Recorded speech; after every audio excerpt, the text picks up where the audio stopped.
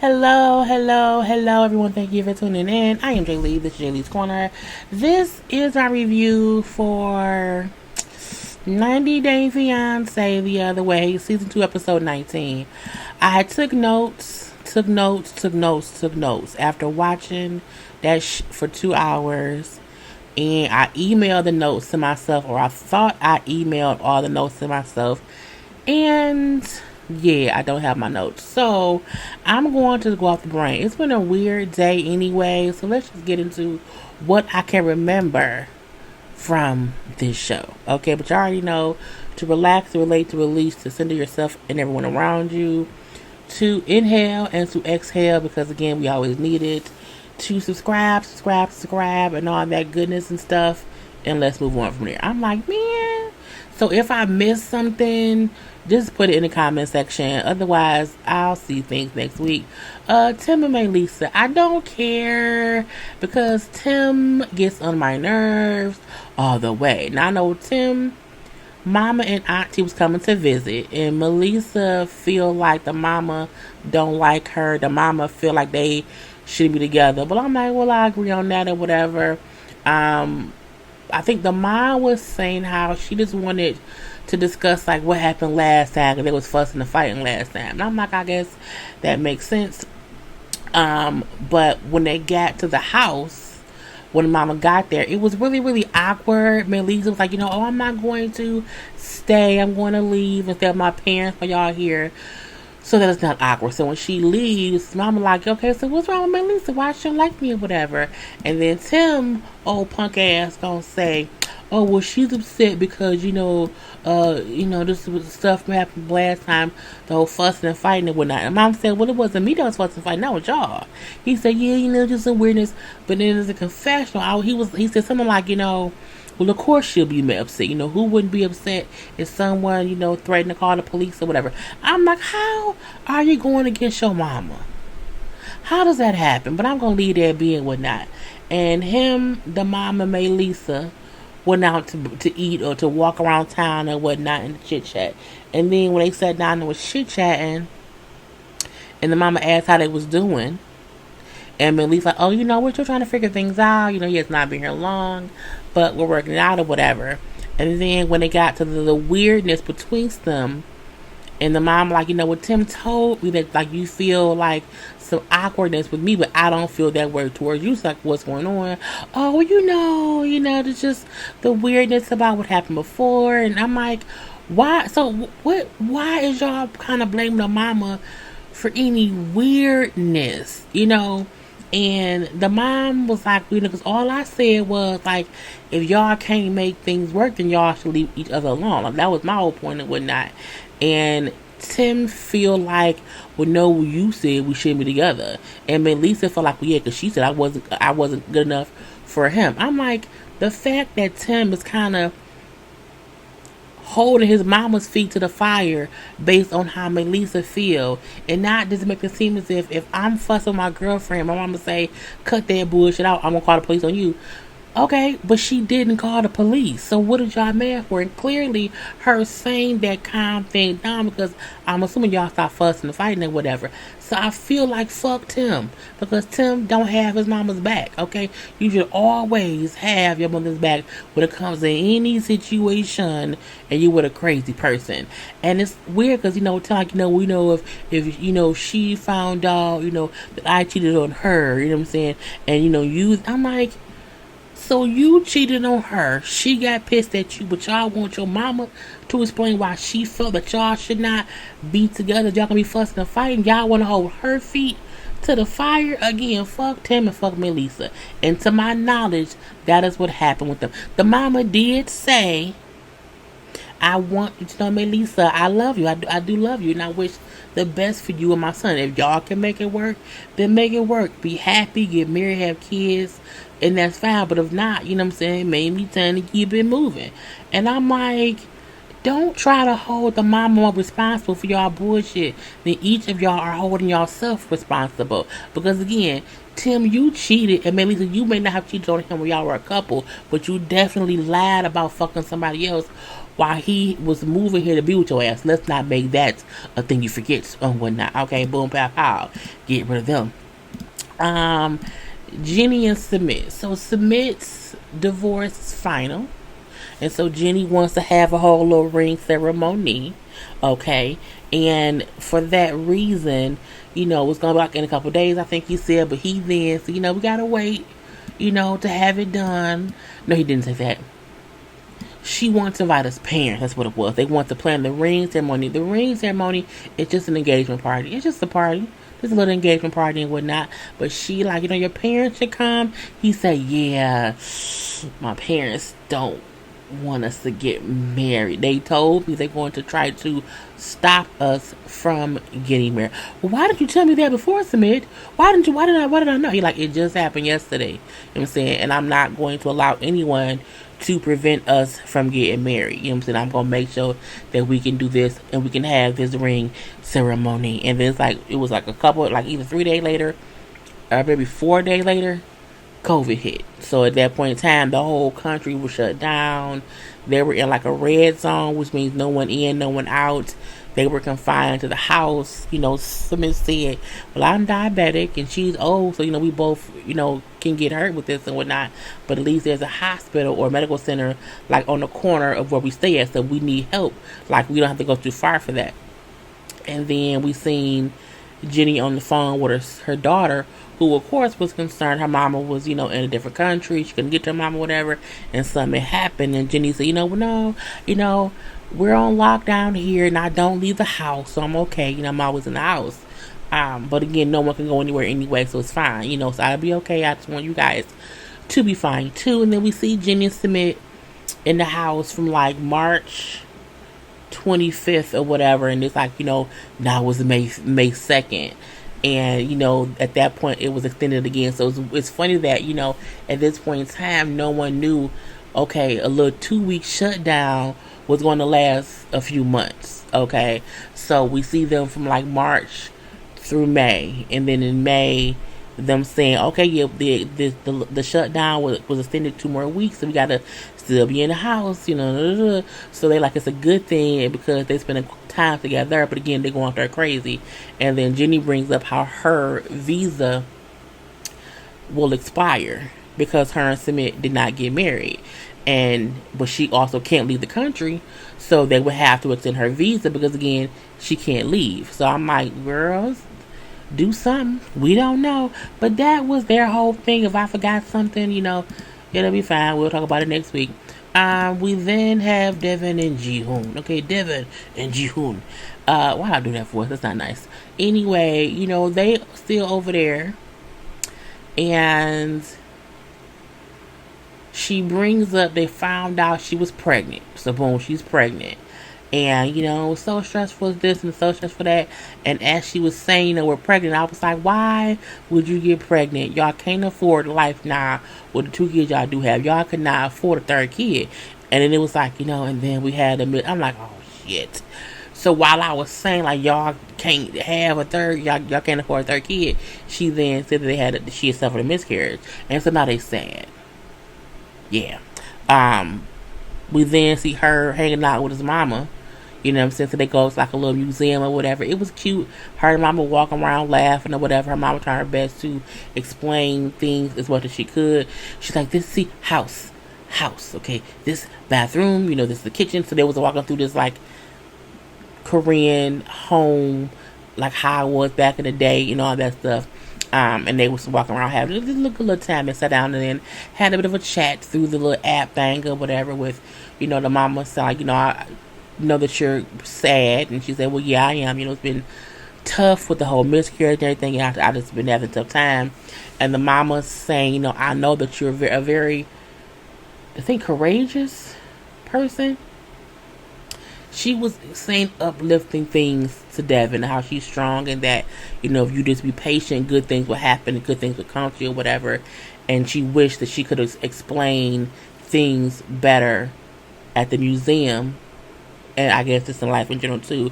And Devin said she wished she could explain things better too, because the little app thing that they was, because she said, "Oh yeah, the museum is very cool," and the app then said the museum is very chilly, because cool means chilly. So she's like, "Well, no, I meant the museum is very nice," or whatever word she used.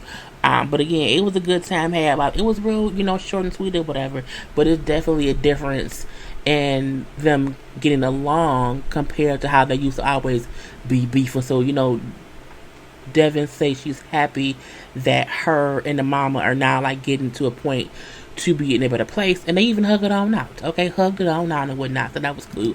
It's cool for her to have that motherly, bond with someone there, and she don't just had Jihoon, who was like a fucking child. Anyway, Brittany and Jason, girl, foolishness all up and through. Now, she was on the phone with him at the end of the last episode, and she was saying, because he was fussing with her about that car that he bought, that he then crashed, that she was not going to go to Jordan. I'm gonna stay here. I don't need him. I'm better than this. He's not worth my time. She was saying things that something to the effect of, he don't know my worth.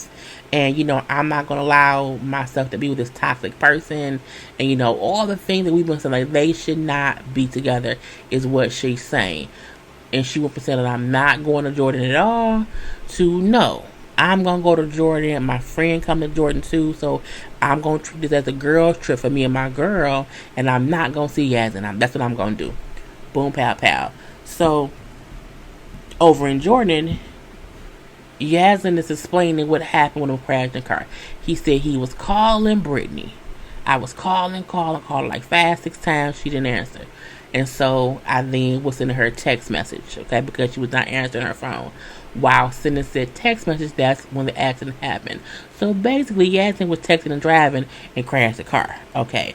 But he said my issue with everything was, when I sent her the pictures, she didn't care. Like, she did not try to comfort me or be like, "Oh my God, I'm so happy that you're, alive and well," or whatnot. He was just like, saying how I didn't get the car for her, and I never do anything for her. So again, there was a whole bunch of miscommunication. But he then say, "But I still want to be with her." So boom, pow, pow. We then see she gets on the plane. She flies over there, and I'm not going to deal with it, whatever. But she kind of say, "Well, if he's at the airport, you know what I'm saying, I guess I'll see him." Now, he also goes to the airport because at this point, neither one of them has called the other one. But, so she like, "He ain't told me he'll be here." And then he like, "She ain't called me and said she want me." It was weird. But he still shows up. And so he's sitting in the airport, like at the door a little bit. In some kind of way, she still got out the door and they did not see each other. But then he was standing up, he's looking around. He then looks outside and see her outside the airport, leaving, getting into a cab. I'm looking like, how did neither one of y'all see the camera crew following the other one? Like, how many of the camera crews is it? And I feel like the reason he may have spotted her was because of the cameras. I don't know. But, she still pulls off. So now he pissed off because he feel like she came here, did not look for me, and left and said, "Fuck me." She left me here alone in the airport. Girl, I'm upset. I'm pissed. And so then he leaves or whatever. Did they talk? I don't know. Her friend get there the following day, and the friend feel like Brittany being extra and she doing too much or whatever, and she may be going overboard with the bullshit of being mad, because that's your man. So what you acting like that fuck? You should talk to him. And so she's like, I do, maybe so, I don't know. So then she calls him because he sent her a text. And when she calls him, at first, they both like, hey. And then he's upset because, like, you came here, saw me in the airport, didn't say shit, and then left. I didn't see you. Now they fussing. And then her battery dies, so the car ends. I'm like, y'all both is batshit crazy. It's just crazy. It's all up and through. And then she's like, "Well, fine, I'm just gonna go hang out with old girl or whatever." The following day, they go hang out. They're like sightseeing or whatever, but she's wearing stuff that's like boobages out. Boobages all out. Okay. The friend has a whole sweater turtleneck on, covering all that, because you're in Jordan. You're supposed to be. The friend has common sense. Brittany has none. Okay, and she said, "You gonna cover up? I'm gonna wear a coat," but the coat didn't. She had a coat on, but still didn't cover her boobs. So she's walking with a coat on, but you can still see all of this or whatever. And so as they're walking through, people are like staring, like, "My God, what's going on?" And then as she's walking, like they're saying stuff or whatever, and you then hear some man say, "Sin, sin," because she's walking dressed sinfully for them. And then she turns and say, "No, you're a sin." I'm like, "Girl, please don't stop and say nothing crazy to some man over there, because they may stone you, kidnap you, and beat you. Leave them be. If they said something, keep walking, keep moving, keep going."